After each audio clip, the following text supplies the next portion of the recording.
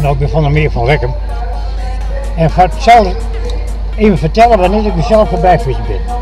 Nou, dat gaat net, maar je kan wel een oor voorbij fietsen. En destijds, toen we in de 15, 16 gingen bij de jeugdherberg.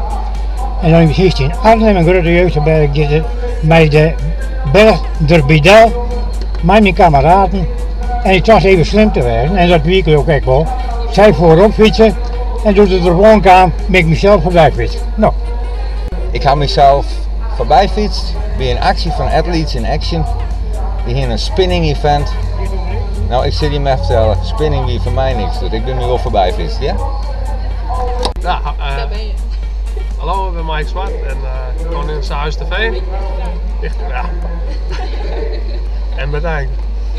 Ja, een beetje confronterend hier te staan met die dames hier. Maar goed, het is mooi weer. En ja, we gaan vanavond even een feestje bouwen hier in Sahuis TV. En nou, ja, wat drinken, gezelligheid. Dat is wel wat, dacht ik. Ik kom met Harken maar wij. Ik ben 15 jaar.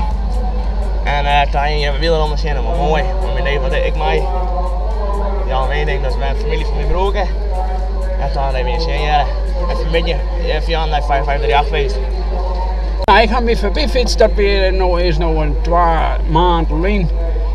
Ik ben druk bezig met tennis en toen slee ik mijn spieren is aangeknapt. En nu zit ik thuis, dus ik ga me sowieso nog voorbij fietsen, want het wordt net zo raar. Dat weet ik, goeie.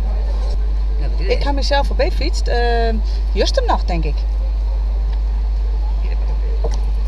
Ik ben vandaag mezelf voorbij gefietst. Vandaag deze meneer zijn portemonnee verloren.